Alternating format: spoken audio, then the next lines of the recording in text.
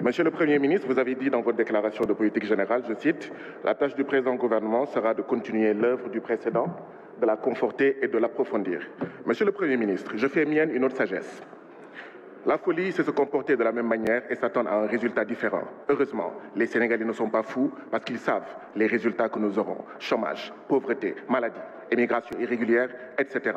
Vous avez parlé, monsieur le Premier ministre, de toutes les crises, sauf de la principale, la crise néocoloniale, la crise impérialiste, la crise de souveraineté vécue par toute l'Afrique, particulièrement par le Sénégal. Voilà pourquoi vous nous avez servi une déclaration de politique générale économiquement indigne, politiquement indigeste et socialement indigente. Vous avez lu, comme moi, le rapport du Conseil économique, social et environnemental de France, qui a parlé, je cite, des avantages incontestables du franc CFA pour la France.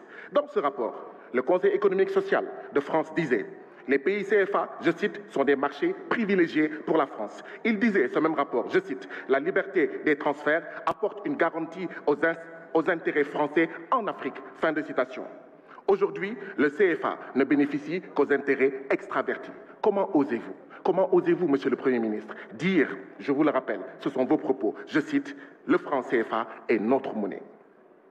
Monsieur le Premier ministre, vouloir faire allégeance à la France et être le candidat de la France en 2024 ne vous autorise pas à dire à Paris, il y a 2 ou 3 jours de cela, je cite, c'est vos propos, le seul problème entre le Sénégal et la France, c'est qu'il n'y a pas de problème.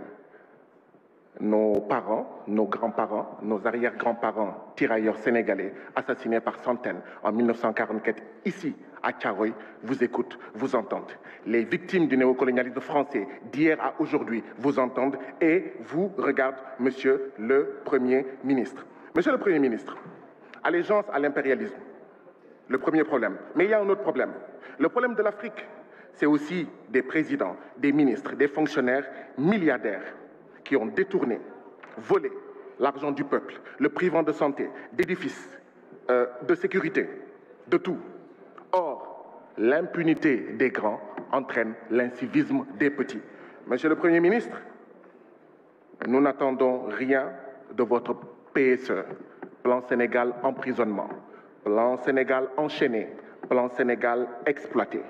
Et Inch'Allah, en 2024, nous allons libérer le Sénégal.